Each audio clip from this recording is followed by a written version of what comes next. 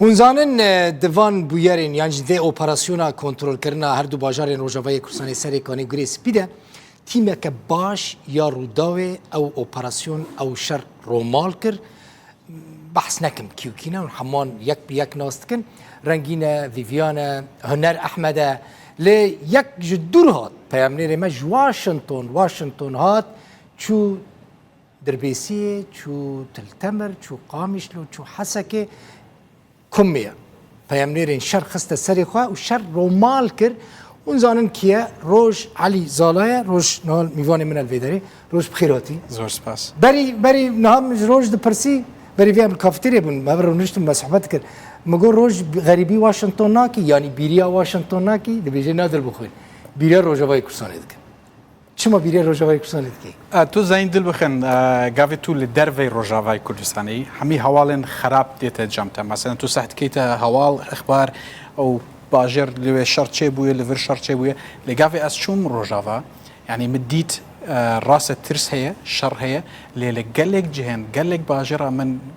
xelk dît ku gotin em naçin em li cihê xwe dê bimînin rasta şer û metirsî ser me heye lê em dê bimînin. Yanî berî ez biçim Rojava tirsê min ew bi rastî yanî vê êrişê ku hatiye ser Rojava ihtimalek Kurd tune bikalwir. Lê em dibînin taniha jî yanî Kurd li cihê xwe mane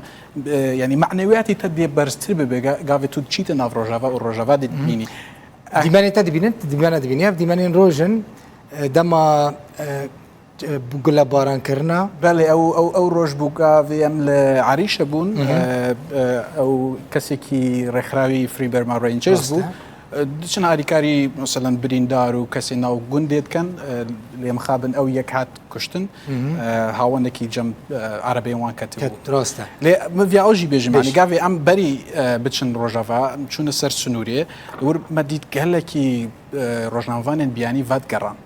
Yani derdiketin? Derdiketin Rojavayê Kurdistanê çünkü ne tekîd bûn hikûmetî Sûrî vegerê ne tekîd bûn vîzayê wan ewraqê wan dê şûl bike an ne cem hikûmetî Sûrî lê ew gav me got niha feraxekî elamî heye dora me hat. Lazim e em niha biçin bila em jî ne tekîd bûn ez bûm helkewt ezîz bû peyamnêrê me dî helkewt bîr kir lê helkewt çi helkewt ezîz bû belê yanî me got ئێستا فراغێکی عەلامی هەیە لازمە ئەم بچین هەموو راپۆرتی خۆ لەسەر ڕۆژ تشتێکی دن مرۆڤ تەنها تشتێک گوت ji min re înteresant hat roj Kerkûkê hayê wajî hebe ne kurmanca xelkê Kerkûkê lê maşallah tu kurmancî baş fêr bûyî berê li Washington tu dibûyî mîvanê Bultenê kurmanciya te ne ew qas baş bû Kurdê me zîrekin tu fêrî kurmancî kirine mirov ji derve de bibîne tişteke di nav da be tiştekî dine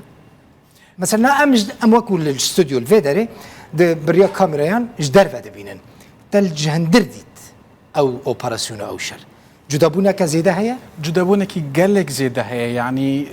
gavê tu diçî taban guman tê de tune yanî tu dibînî gelek hêz û قواتي عسكري هي لروجك تو قواتي عسكري روسي دبيني امريكي دبيني قواتي سوري دبيني حمي او يك دبيني ل يعني ترس او بوكو مثلا باجركي وكي تلتمر لجندوارن تلتمر ده شر بافشون هي لناف تلتمر ده لهندر تلتمر ده تو تانها مروف دبيني جيان نورمال جيان خود كان ل تشتكي دي مديت يعني درباسيه بونمونه روجي دوماهي اغرباستي زي درباسيه بون مدبيني مثلا سي 4 عائله درباسيه دركفن و سي 4 عائله فاجرن يعني كونفيوجنك هي او نرونيك هي غافيكو تو نزاني كي جان قوات ايرودي باجيري تدابي ل دشون غوندين دوري درباسيه وبالشف دشون بالروج فاجران يعني براستي اويك هي خواستك هي كل جي خو بمينن خلق ناخذ كوجبر ببا خلط ناخذ كوجبر ببا اللي عندك جي يعني لازم لتسكش يواني بتمن هي خدان عمر هي زاروي وان هي تو زارو كافي دنجك مدفعي بيصير نزانك او مدفعيه كودر دترسن ل قالكي يعني خلقي سيفيل جدهات نجمع هون لفي گوندێبوون لەوێ گوندێبوون مەخوازم ڤگەڕم سەر مەشروعی خۆ سەر ئاژەڵی خۆ لە ورهێن ئەم کارن بچن نکارن بچن یعنی ئەو ترسێک هەیە لێ ئیرادەیەکی بە قوت ژی هەیە و ئەم نکارن بچن چونکە دزانن هەکە کورد لە vê gundê li vê bajarê derkeve wekî niha em îro me bîstçawa Tirkiye roj xelk li Rûdawê temaşe dike bi rastî yanî buletinê saet heft بقد يك تلفزيونيكي سربخو للرجافة جدي بالراستي ولوية يعني من قالك لقال خلق كاتك از تشتغلم بحثي بولتني رجافات كرو عندك جارا يعني دخواستن جمنجي دخواستن كو از كرمانجي ببيفمتا انجي خوش نه داخواز وان تي بجي سبا كيف براسم كيف خوش بنتشتي كو ام دبيجن دغي خلقي دخوازم تو يكمين روجمافاني بروفيسيونال بوي ي دزگاه که مدعیه پروفسیونال که تا هفپیوین لکل جنرال مظلوم کوبانی کرد هنه کی بحث اتمسفیره و هفپیوینی بکی ما بري دور رجع بريار بو هفيفينك لقال بريز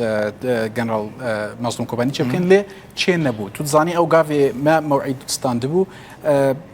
هندي جافن اوروبا تركيا هبوكو او جي دي كاسين خو